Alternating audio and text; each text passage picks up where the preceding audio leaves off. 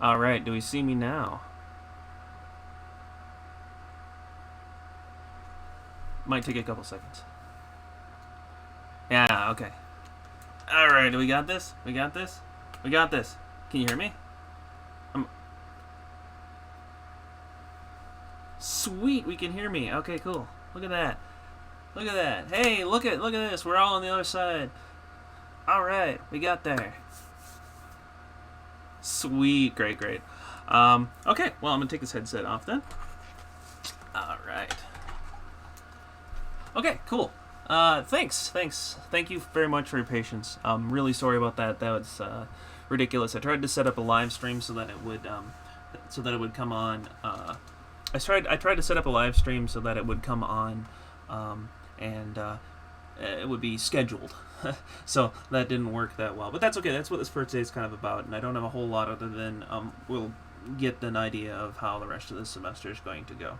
If you have any questions, please do let me know in the YouTube chat. Don't try to ask me questions via Discord because I'm not checking Discord during these sessions. Yeah, only 20 minutes late. So either way, thank you for your patience. I really appreciate it. Now, so I just want to kind of give us a little bit of a idea of what's going down this semester. So as you know, we are having online sessions for everything these days. I intend on using YouTube rather than Zoom or other technologies that are out there. Yeah, so what we're gonna do basically, we have had a week break here. So I will start issuing on Schoology. I'll start issuing the CS207 assignments again, starting probably, what's today, Friday. So starting today, I'll publish the newest assignment, which will be due on next Friday. Now, as you can see, the way that I have this set up is that you can talk to me in the chat. I might open up. Well, I don't know if it's a good idea to open up a Discord to have audio feedback while I'm doing this. The problem with that is the audio feedback will get distracting because the Discord is actually a couple of seconds ahead of the video stream. So the other thing you need to know is that these streams are all being recorded. So if you do miss anything, you will be able to go back and review them. So without further ado, I'll show you over here. So if you look right over here, you can see this is my virtual whiteboard, and this is where we're going to... Oh boy, I accidentally put a a mirror there. Let's just get rid of that. So this is the virtual whiteboard, and the virtual whiteboard is where we're going to do all of our... I'm going to have all of the notes and stuff. So that's pretty cool. Technically, it's just a drawing software that's working on my desktop. But we have the virtual desktop over here, our virtual whiteboard over here. And so I think what we'll do today is I'm just going to kind of get us reacquainted with what we're talking about. Okay, so to start out with, we're going to continue on to the next section. And of course, if I remind you of our model, so you've got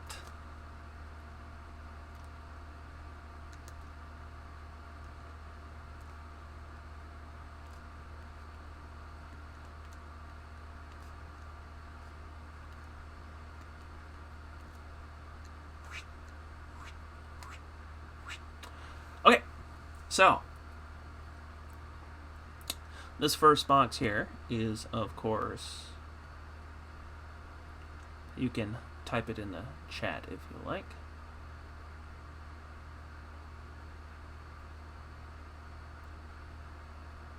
You just gotta wait for the camera to catch up.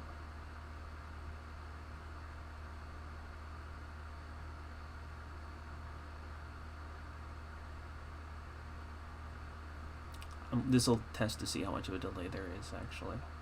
So what's this first box here? Input. There we go. Yeah. Okay. So that's a heck of a delay. All right. So we've got input, and then of course this next box here is processing.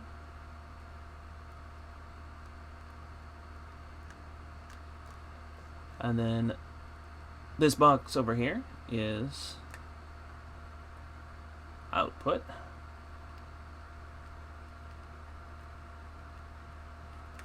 And then this last box down here is our very last section that we're about to get into. And this is, of course, storage.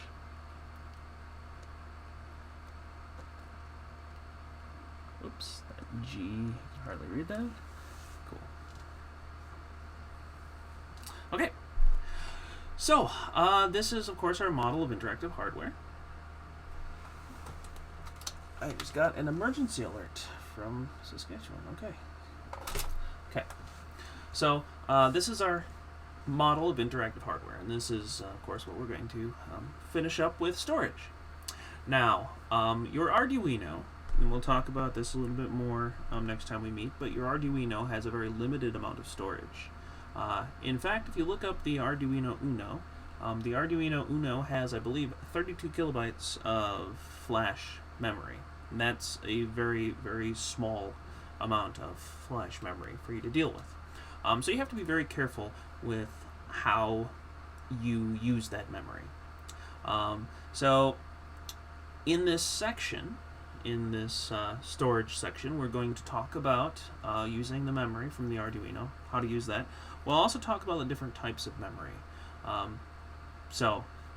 For example, what are the different, I'll just put this question out there. What are the different types of memory that are available to us?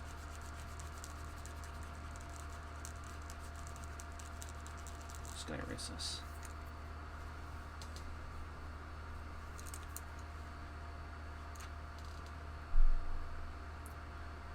So I just wait for the answer. What are different types of memory when it comes to computer memory?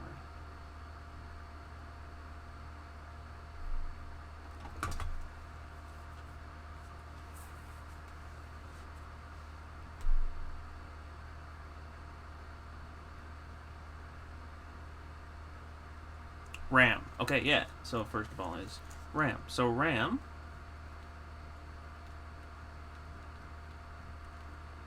stands for random access memory. We'll talk about that in a moment. Okay, give me another one.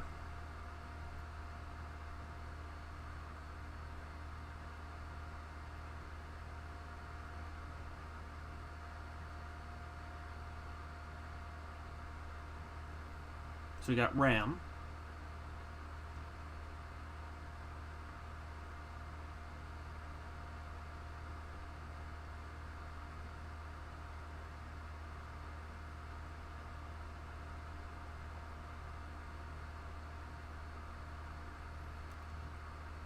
Okay, so the other one would be ROM.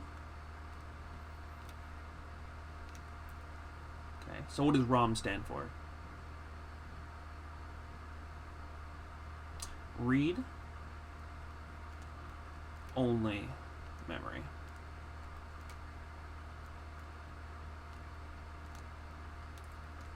Or I like to call this, rather than read only memory, I like to call this write slowly memory, because that's really what you're dealing with when you're dealing with ROM, is slowly writing. So we'll talk about that a little bit. So let's go back to RAM. Okay, so RAM, random access memory. We call it random access memory because random, it can access any part of the memory with the same speed. Okay, so for example, let's drop an example here. So if you have a box, and this box has little subpartitions in it. Okay. There we go. Now, each of these subpartitions here we could think of as a register. Okay. And a register is just a place, essentially, it's a place that you can store something in it. Usually it is a 1 or a 0 if we're talking about computers. So you have either 1 or a 0 in each of these boxes. So I'm going to go ahead and let's fill this one in. This would represent a 1 because there's something in it. And this next box is empty, so that's a 0. This next box is empty, that's a 0. Let's put a 1 here. And then we'll leave the last box empty, so that's a 0. Okay, so suppose that I wanted to access the information that is stored in each of these boxes. So there's two different approaches that we can do this. Okay, so we can go through and say that we wanted to, I don't know, read the value in this box right here. We could go through and we could check to see, all right, so the value in box 1, this is a 0. Okay, and then we'll check the value in box 2. I'm sorry, the value in box 1 is a 1. My bad. I said black stood for 1. So value in box 1, that's a 1. The value in box 2 here, that's a 0. The value in box 3, a 0. The value in box 4 is a 1. And now we know exactly what the value in box 1, 2, 3, 4 is. Okay, so we went through and we checked every single one until we got to the box that we were interested in. Now this is more of how read-only memory works. Okay, this is more or less how read-only memory works. So when you're talking about, say, a hard disk, right? This is more or less how a hard disk will work. So hard disk, hard drive in your computer. So in your computer you have essentially a disk. On this disk, so this disk is coated with a bunch of magnetic filings, and those magnetic filings can be turned one way or another, right? And so depending upon which way those magnetic filings are turned, they represent a 1 or a 0, and we can read and write this with a read-write head. So that's the idea behind a hard disk. Now when it comes to the random access memory, when it comes to the read-only memory, the hard disk, you have to actually, if you're going to go through and try to assess what value you have at box 4, you have to actually go through and you have to read sector by sector and see what values are at each step of the way. So of course this is slow. But this type of memory is also very inexpensive, and so that's why we use this a lot in long-term storage. So for example, a hard disk. Now, there's another type of memory, random access memory. So random access memory, we can approach the same problem. We can look at this same problem. Yeah, I could probably just press Control Z. Okay. If we approach the same problem, but we approach it from the random access memory, we have a constant knowledge of what the state of each of these values is. We don't have to go one by one in order to figure it out. Okay, so you don't have to read, see what's at 1, see what's at 2, see what's at 3, see what's at 4. What you can do instead is you just call up sector 4. Bam. There we go. You know that there is a 1 stored there. And so that is basically how your RAM in your computer works. Now, there is, of course, a problem with read-only memory, random access memory versus read-only memory. So I think we've talked about this a little bit before, but I'm going to go over it with you again. So random access memory is what is called volatile memory. So random access memory is volatile. Volatile memory. Okay, read-only memory, or random access memory is volatile memory. So volatile usually when we're talking about something that's volatile, so like a volatile substance, for example, volatile means that it is unstable or that it is going to change very quickly over time. So with volatile memory, once you've turned off your computer, it's wiped, it's gone. needs to have a constant flow of electrons through it. Otherwise, you wind up with it getting wiped. So that's why it's called volatile, because it is not stable. Okay, so that would be RAM, for example. Now, ROM is different. ROM would be non-volatile. Non-volatile memory. And of course, non-volatile memory, which describes ROM.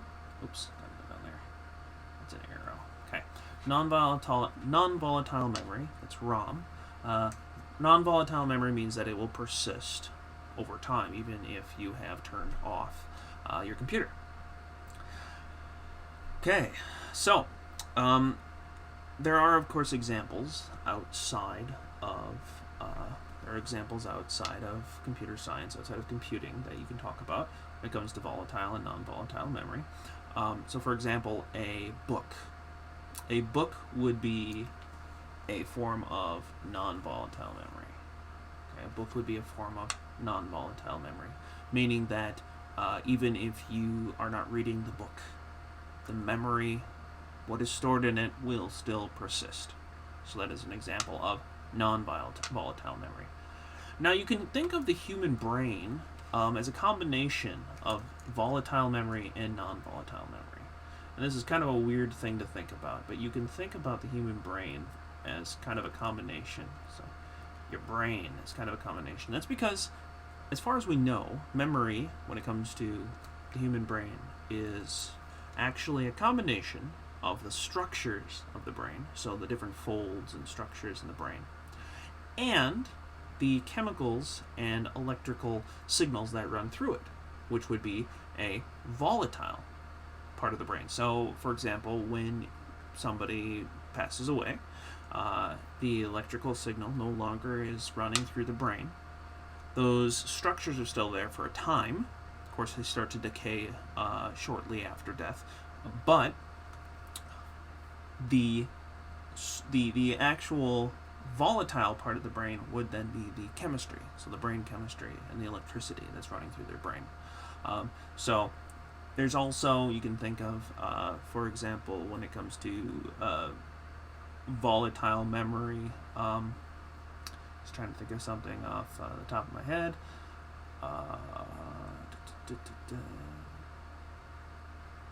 Can't think of one off the top of my head at the moment. Just trying to think of something that... okay, well, non-volatile. Non-volatile is actually easier to talk about. So, non-volatile memory, you can think of, say, for example, a stone tablet. Right? You can chisel into a stone tablet. It's going to stay there forever. Now, your Arduino has different pools of memory. So it has a non-volatile memory, it has volatile memory, and it has different pools of both of these. And we'll talk about this. We're not going to talk a whole lot about this today, but we'll talk about this. So non-volatile memory, when it comes to the Arduino, there's a couple of different pools of non-volatile memory. Okay, so there is what's called the EEPROM.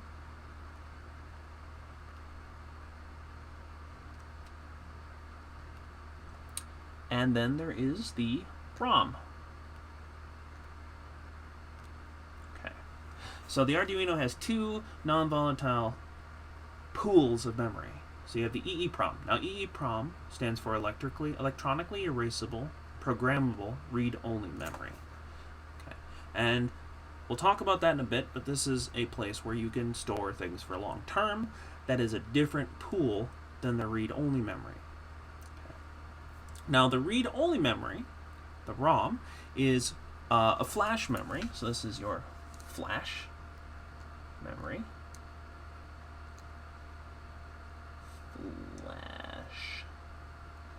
Okay. This is your flash memory. And now your flash memory is where you're actually going to be storing your programs. So your programs go into the ROM. And then you also have the volatile memory. So this is the RAM on your Arduino. So this will be again the RAM. And the RAM on the Arduino, the RAM on any computing system essentially, is a place where you are going to store the variables. So whenever you are running a program, okay, so the program is stored in the program is stored in the ROM, the flash ROM. Okay, so when you're running a program, you're running the program out of the flash ROM, but when you're assigning values to variables, okay, those values are assigned in RAM. Okay, so I hope that makes sense. Okay. All right. So, just to recap that, the Arduino has 3 different pools of memory. Okay, you have a random access memory, which is where you store your variables.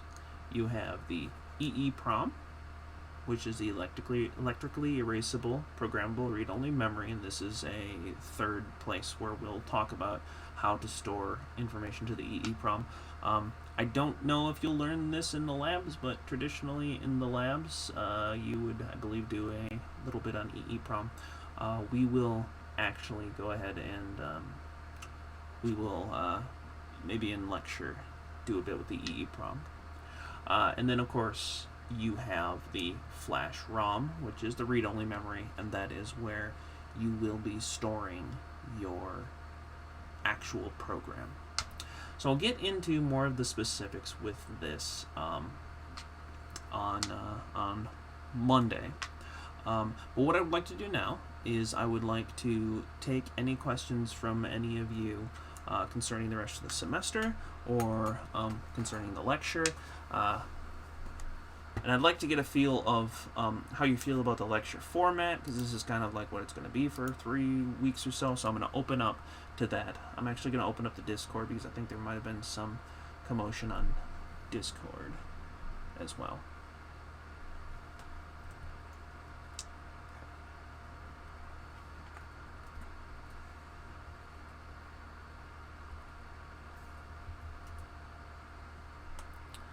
Now, I'm not sure if YouTube is the best place to hold these lectures. It might be worth instead going to Zoom. It does come across as a little awkward, I suppose, because there is the delay. And of course, things are going to get a little bit smoother throughout the rest of the semester. So I don't see any questions on the Discord.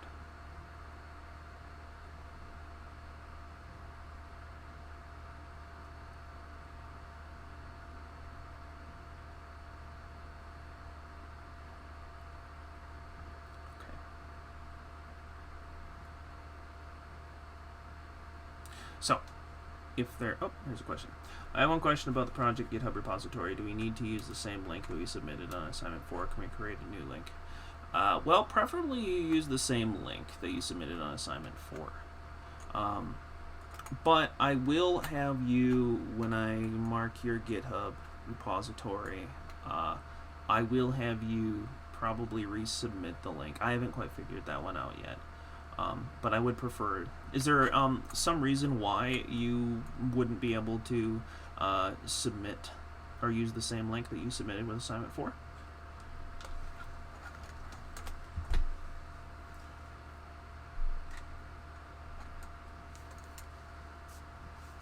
Any other questions too, please hit me up.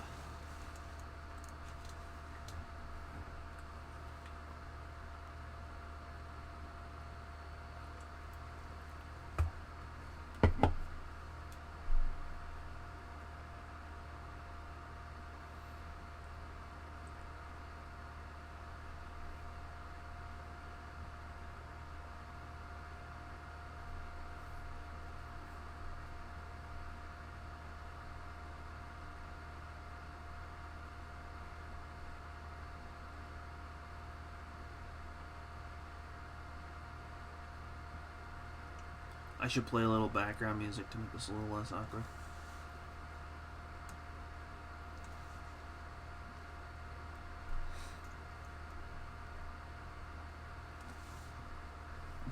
Chirp, chirp.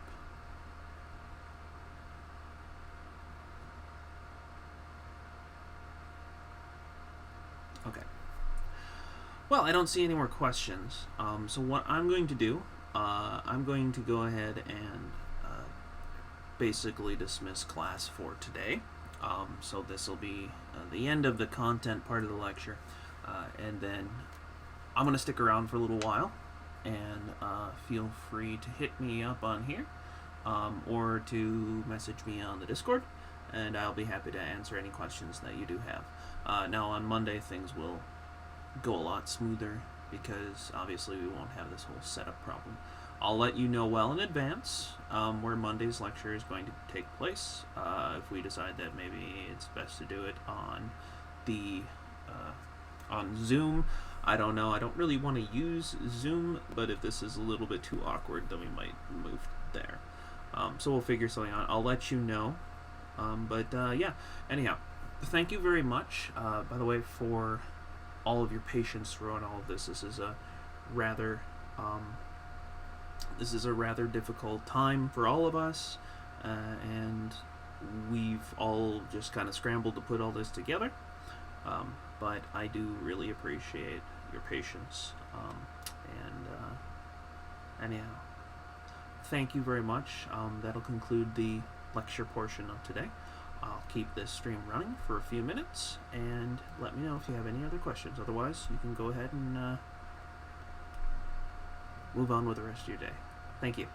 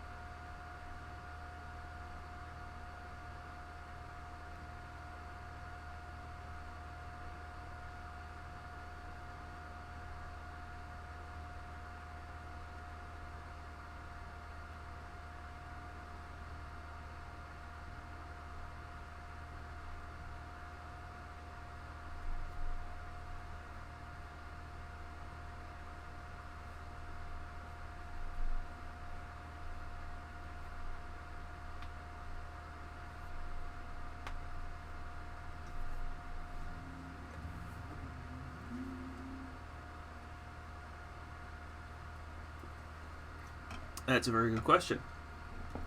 So how will the final exam be administered was the question. Yeah, and so we're actually still trying to figure that one out. I think that probably the way that we'll do it is it will be administered. Don't quote me on this, but I think that it'll probably be administered through Schoology for my class. But we don't know for sure at this point. And that may change as I get guidance from the university. Because the university, in the end, is the end-all be-all when it comes to those kind of things. So the answer is I'm not sure, but I suspect that it will be on Schoology.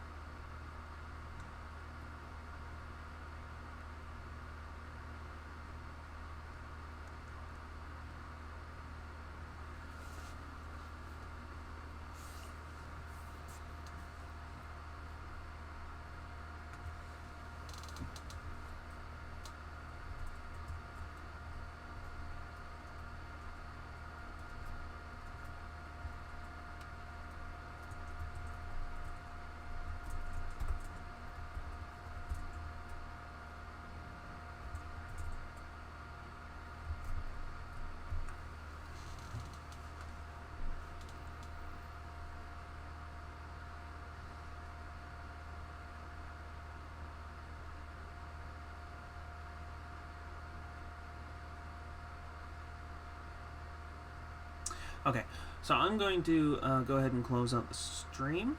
If you have any outstanding questions, please do let me know either let me know via Discord, or you can send me an email.